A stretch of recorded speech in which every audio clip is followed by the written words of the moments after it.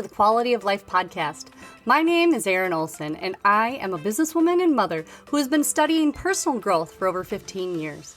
I've tried almost all of the habits and hacks out there. My goal is to use my real-life experience to show you which tricks and habits make the biggest changes to your quality of life with the least amount of time and energy on your part. We will cover everything from habits to hacks, fitness to family, and everything in between. Now, let's dive on into today's topic.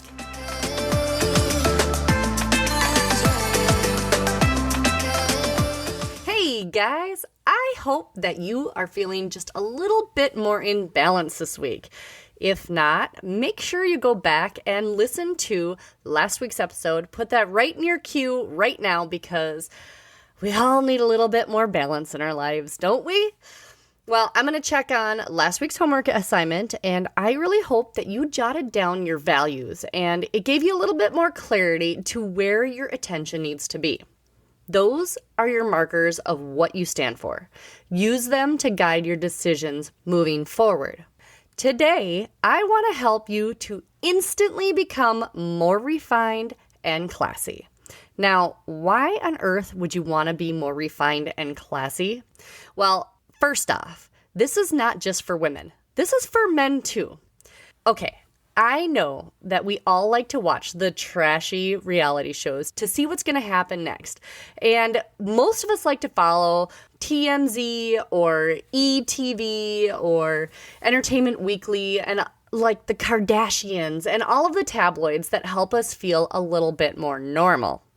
But who do you really want to emulate? Who do you want to be like? Well, when I look back and thought about the people who made an impression on me, it was all about their etiquette and their poise. They just had that thing, like the X factor. And when I really drill down to the people who are classy, I think about like my grandma Addie Olson, okay? We always called her Grandma O, and she was a woman who tried to teach me manners and etiquette using the Miss Manners book that she had. And Grandma O, she always had her hair done.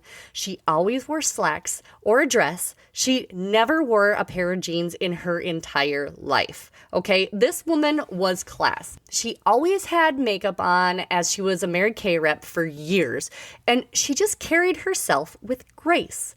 She is a woman who I think of as classy. Others that I think of as classy are Queen Elizabeth, Jackie O, Elizabeth Taylor, and in the more recent years, I tend to think of Jennifer Aniston and Julia Roberts as classy. And if you're a guy, classy guys that I think of are pretty much all the actors who portrayed James Bond, Paul Newman, Frank Sinatra, Pierce Brosnan, and of course George Clooney. Heck, even the most interesting man in the world from the Dos Equis beer commercials is a man of class. So what do they all have in common? Money? Probably. Royalty? Maybe. But there's something else. That X factor that I was talking about. They have all been hounded by the press, but seem to never get too riled up, or even to care that there are people making up stories about them. They have several things that they do that you can add to your character to create a little more class in your life. And I'm not talking about money, although that would be nice. And as far as I know, we are not likely to be married into the royal family. So let's get to knowing what type of class acts you can add to your life to bring your level up just a little bit. All right. Well, the first class act is dealing with other people's opinions. Becoming defensive, this is the toughest, but the biggest separator. You know, we've talked at length in the past episodes that other people's opinions have no power over you, nor do they matter. So don't take it personally. So how do you react to someone's opinion in a classy way? Well, if you can, usually online, just ignore it and delete it. There's a whole new thing called cyberbullying, and basically it's someone pushing their opinions about you via social media. Do not pay attention to their words. Just ignore and delete and let it go.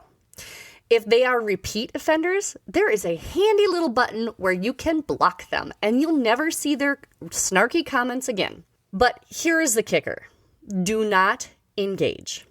There's a quote by Byron Katie that says, defense is the first act of war. And when I look back to my teenage years, I wish that I knew this.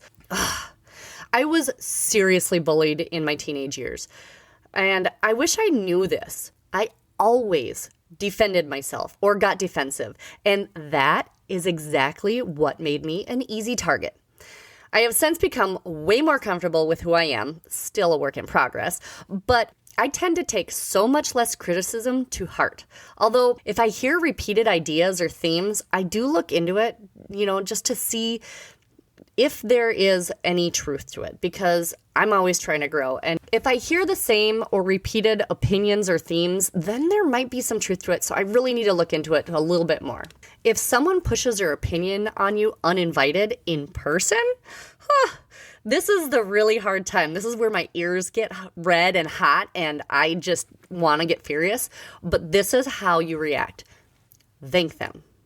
No, I mean, really, thank them with love, but pay no attention to their rude comments. This is the main way that classy people act. You never saw any of those people that I mentioned earlier screaming back at the press or even any other people who've wronged them. They brush them off. Some even use the bless your heart saying and moved on. This is a class act to follow. The second class act is learning how to voice your opinion. First, is it an opinion that lifts someone up, or is it meant to tear them down? Don't be that critical person who always makes snarky comments or is making it a point to make someone look bad or point out their faults. Or are you someone like I was who would listen to somebody complain about a situation and respond with, well, this is what you should do, blah, blah, blah, even when they didn't ask for my opinion? Well, I have been working on that for a very long time after I heard someone say, not everyone wants or needs to hear your opinion. Sometimes they just need to vent. Ouch. So even though you may be trying to help, if someone doesn't ask for your opinion, most of the time, the best thing to do is to keep it to yourself. As hard as that may be, that is a class act. You should realize that forcing your own opinion on someone can not only hurt them, but it can stunt their growth. Or is that part of your plan? Lift up others. You don't get any farther ahead when you try to keep others below you. And while we are talking about sharing your opinion, let's just talk about chiming in on social media posts, Mr. Chimey McChimerton. If you are going to blast others or make them look or feel stupid or wrong, don't. Just because you can doesn't mean you should. Like my mom used to say, if you can't say anything nice, don't say nothing at all.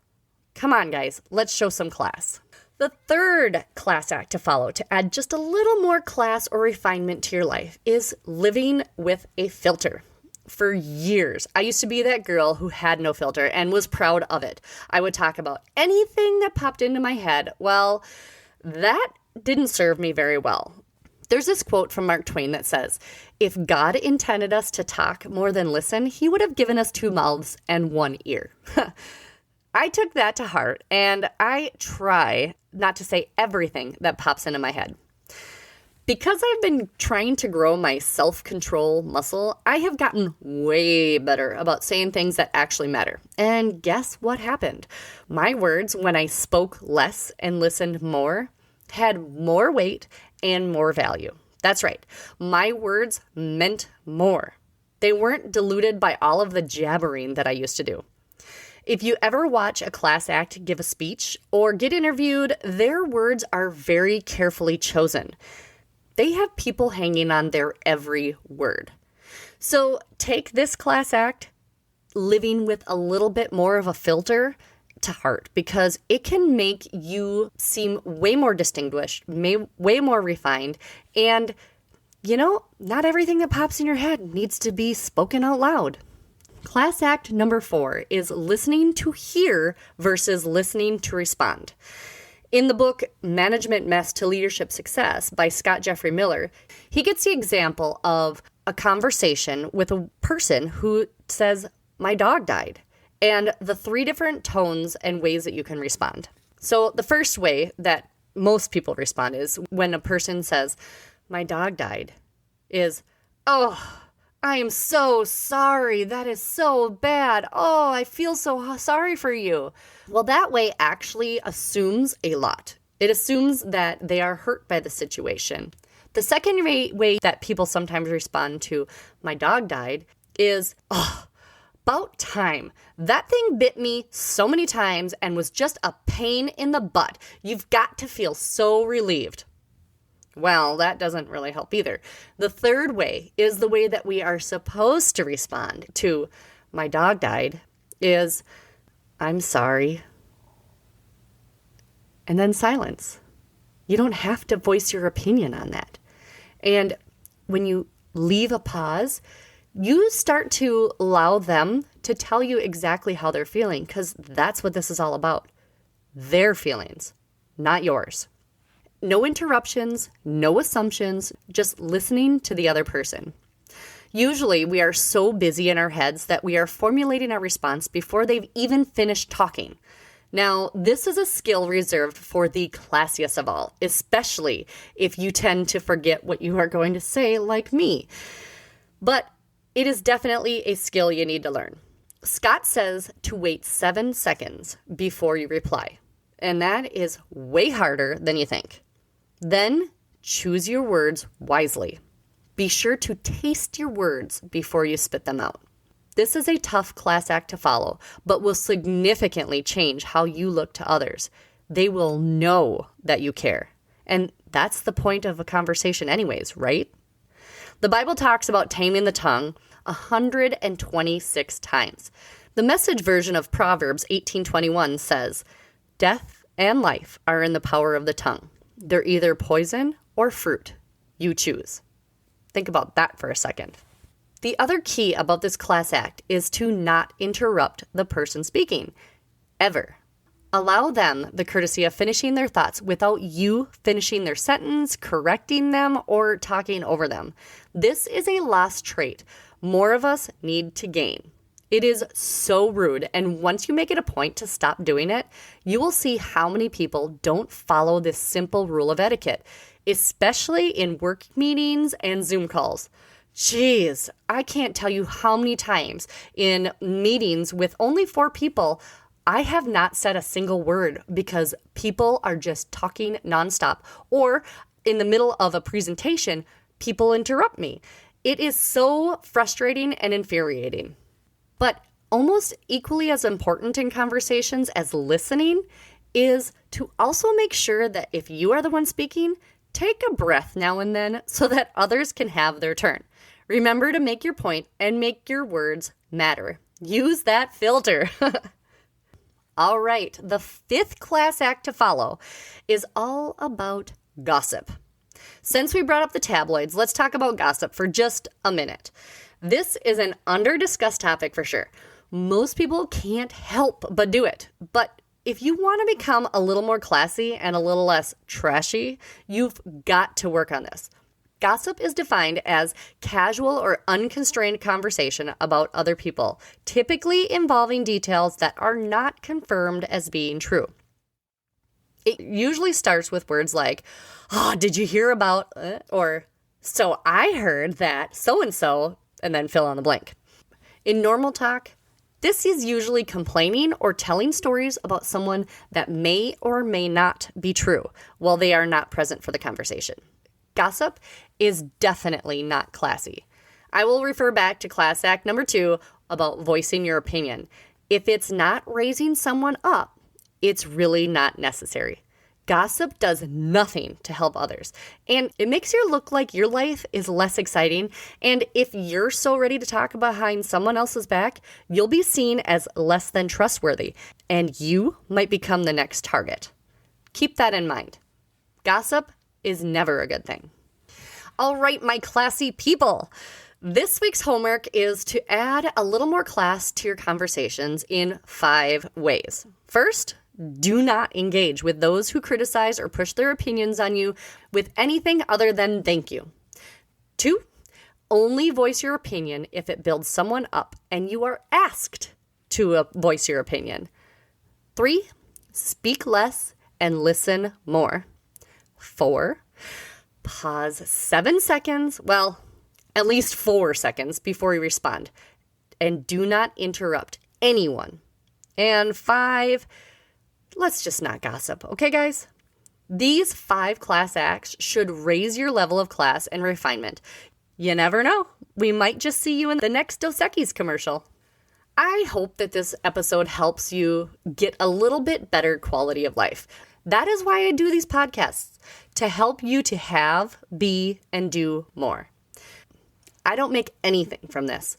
So my intention is completely pure, and that is to help you. You are worth it, my classy friends. Please share this episode and rate it so that I can help as many people as I can for free. Thank you, and I will see you here next week on the Quality of Life podcast. See ya! Thanks for listening to today's episode. Be sure to check us out on the Quality of Life podcast, Facebook and Instagram pages, and our website, theerinolson.com, for downloads and more information. That is THEERINOLSON.com. Stay up to date by joining our email newsletter. Together, we can improve all of our quality of life.